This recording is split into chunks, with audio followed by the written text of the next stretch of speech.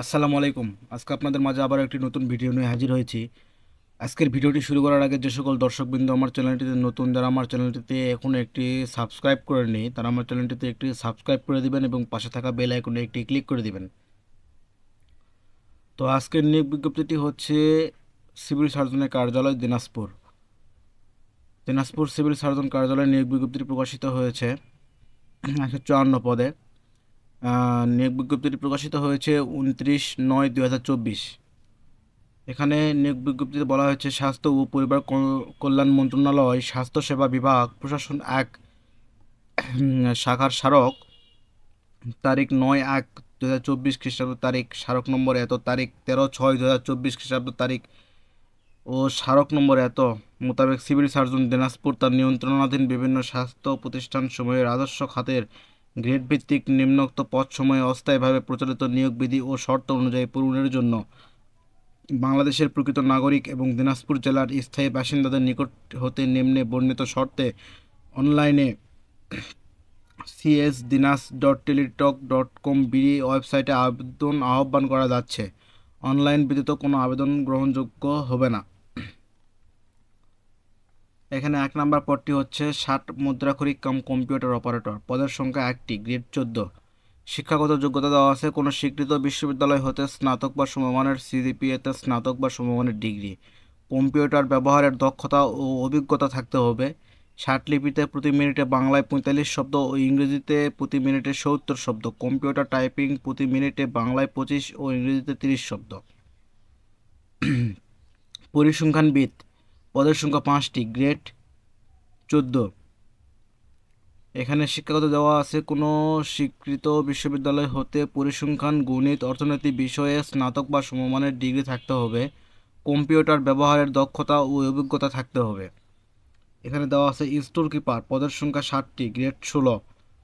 শিক্ষাগত যোগ্যতা দেওয়া আছে কোনো স্বীকৃত শিক্ষা বোর্ড হতে উচ্চ মাধ্যমিক সার্টিফিকেট বা সমমানের পরীক্ষায় উত্তীর্ণ হতে হবে এবং স্টোর কিপার পদধারীগণকে সরকারি বিধি অনুযায়ী জামানত প্রদান করতে হবে।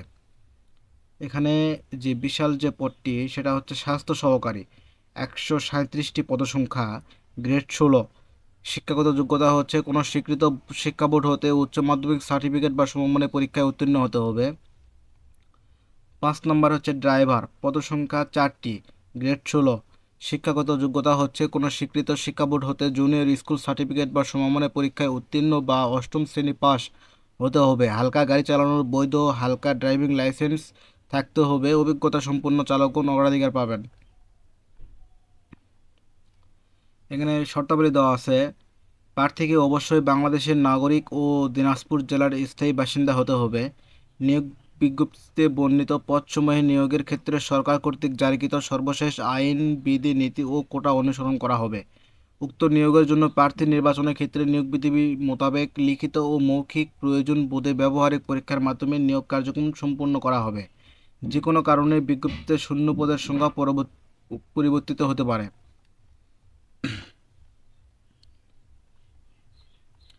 এখানে আপনার হচ্ছে আমার ডিসক্রিপশন বক্সে পিডিএফ ফাইলের লিঙ্ক দেওয়া থাকবে। আপনারা সেখান থেকেও আপনারা পিডিএফ ফাইল ডাউনলোড করে আপনারা নিয়োগ বিজ্ঞপ্তিটি দেখে নিতে পারবেন। এখানে দেওয়া আছে বয়স সীমা 30/10/2024 তারিখ পর্যন্ত বয়স থাকতে হবে। মুক্তিযোদ্ধা, শহীদ মুক্তিযোদ্ধা পুত্রকন্যা প্রতিবন্ধী ব্যতীত অন্যান্য সকল প্রার্থীর বয়স 18 হতে 30 বছর। শহীদ মুক্তিযোদ্ধার পুত্রকন্যা প্রতিবন্ধী প্রার্থীদের ক্ষেত্রে বয়স সীমা 18 থেকে 32 বছর। প্রার্থীর বয়স কম বা বেশি হলে আবেদনপত্র গ্রহণযোগ্য হবে না। বয়স প্রমাণের জন্য এসএসসি সমমানের পরীক্ষার মূল জন্ম নিবন্ধন সনদ, সাময়িক সনদে প্রদত্ত জন্ম তারিখ বয়স গণনা ভিত্তি হিসেবে বিবেচিত হবে। এখানে দেখা আছে নাগরিকত্ব। প্রার্থীকে অবশ্যই বাংলাদেশের নাগরিক হতে হবে এবং নিয়োগ বিজ্ঞপ্তিতে বর্ণিত শর্তানুযায়ী স্থায়ী বাসিন্দার প্রমাণক হিসেবে জাতীয় পরিচয়পত্র বা সংশ্লিষ্ট ইউনিয়ন পরিষদ, পৌরসভা, সিটি কর্পোরেশনের যথাযথ কর্তৃপক্ষ কর্তৃক প্রদত্ত সনদপত্র দাখিল করতে হবে। এখানে অনলাইনে আবেদনের পূরণ সংক্রান্ত নিয়মাবলী। পরীক্ষায় অংশগ্রহণের ইচ্ছুক ব্যক্তি cs.dinas.teletalk.com বিডি এই ওয়েবসাইটে আবেদনপত্র পূরণ করতে পারবেন। আবেদনের সময়সীমা নিম্নরূপ: অনলাইনে আবেদন ফরম পূরণ ও পরীক্ষার ফি জমাদান শুরুর তারিখ ও সময় 3/10/2024 তারিখ সকাল 10টা হতে, এবং অনলাইনে আবেদন জমাদানের শেষ তারিখ 30/10/2024 তারিখ বিকাল 4টা পর্যন্ত। উক্ত সময়সীমার মধ্যে ইউজার আইডি প্রাপ্ত প্রার্থীগণ অনলাইনে আবেদন সাবমিট করার সময় থেকে 72 ঘন্টার মধ্যে এসএমএস এ পরীক্ষার ফি জমা দিতে পারবেন। এখানে পরীক্ষার ফি জমা দেওয়ার জন্য যে কথাটা বলা হয়েছে, আপনার টেলিটক প্রিপেইড মোবাইল নম্বরের মাধ্যমে 2টি এসএমএস করে 14 ও 16তম গ্রেডের জন্য পরীক্ষার ফি বাবদ 200 টাকা, টেলিটকের সার্ভিস চার্জ বাবদ 23 টাকা, মোট 223 টাকা অনধিক 72 ঘন্টার মধ্যে জমা দিবেন। তো আমার ডিসক্রিপশন বক্সেও আপনার হচ্ছে আবেদন করার লিঙ্ক দেওয়া থাকবে, আপনার সেখান থেকেও আপনারা আবেদন করে নিতে পারবেন। তো ধন্যবাদ সবাইকে। আমার ভিডিওটি যদি ভালো লাগে তো আমার ভিডিওটিতে একটি লাইক করে দিবেন এবং আমার চ্যানেলটিতে একটি সাবস্ক্রাইব করে দিবেন এবং আমার পাশে থাকা বেল আইকনে একটি ক্লিক করে দিবেন। আসসালামু আলাইকুম।